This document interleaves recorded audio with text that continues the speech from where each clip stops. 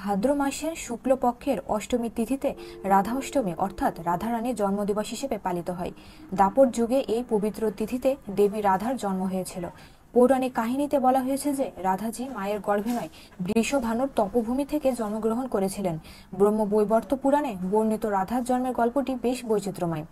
কৃষ্ণপ্রিয়া রাধারানীর জন্মদিবসে উপবাস করলে, ব্রত পালন করলে ভগবান শ্রীকৃষ্ণ সন্তুষ্ট হন। রাধাজির জন্মকাহিনী শুনে আসুন নিজেদের মন পবিত্র করি। রাধা শ্রীকৃষ্ণের সাথে গোলকে থাকতেন। একবার দেবী রাধা গোলকে ছিলেন না। সেই সময় শ্রীকৃষ্ণ তার এক বন্ধু বিরাজের সাথে গোলকে ভ্রমণ করতে বেরিয়েছিলেন। এই কথা শুনে রাধাজি রেগে গেলেন।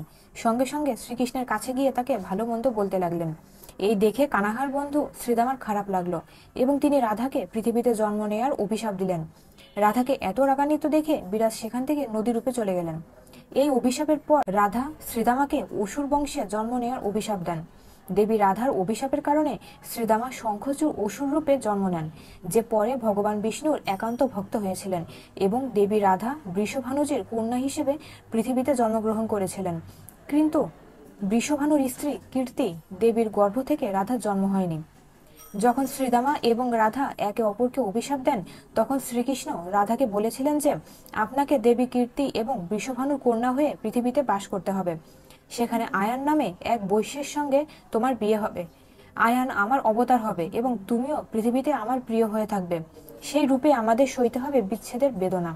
এখন পৃথিবীতে জন্ম নেওয়ার প্রস্তুতি নিন। জাগতিক দিক থেকে দেবী কীর্তি গর্ভবতী হন এবং তাকে জন্ম দেন। কিন্তু বায়ু যোগমায়ের অনুপ্রেরণায় দেবী কীর্তির গর্ভে প্রবেশ করেন এবং তিনি বায়ুর জন্ম দেন। যখন তিনি প্রসব বেদনার মধ্য দিয়ে যাচ্ছিলেন, ঠিক সেই সময়েই দেবী রাধা কন্যারূপে আবির্ভূত হন। এইবার আসুন রাধা অষ্টমী ব্রতের তাৎপর্য শুনি। কৃষ্ণপ্রিয়া রাধারানীর জন্মদিবসে উপবাস করে ব্রত পালন করলে ভগবান শ্রীকৃষ্ণ সন্তুষ্ট হন এবং কাঙ্ক্ষিত ফল দেন। রাধা নাম পৃথিবীর সকল দুঃখের বিনাশকারী। বিশ্বাস অনুসারে এই দিন উপবাস করলে, ব্রত পালন করলে অর্থের অভাব হয় না এবং ঘরে সমৃদ্ধি বজায় থাকে। সকালে স্নান শেষ করে সূর্যদেবকে জল অর্পণ করুন। এরপর চৌকি পাতুন এবং তার সামনে একটি মাটি বা তামার কলস স্থাপন করুন। এবার সে চৌকিতে বস্ত্রে সজ্জিত রাধাজির মূর্তি স্থাপন করুন। এরপরে 16 উপাচারে রাধাজির পূজা করুন। মধ্যাহ্নে রাধাজির পূজা হয়।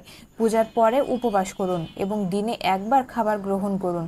পরের দিন বিবাহিত নারী এবং ব্রাহ্মণদের শ্রদ্ধা অনুসারে খাওয়ান এবং দক্ষিণা প্রদান করুন। এরপর প্রসাদ হিসেবে নিজে খাবার খান। জয় শ্রী রাধা মাধবের জয়।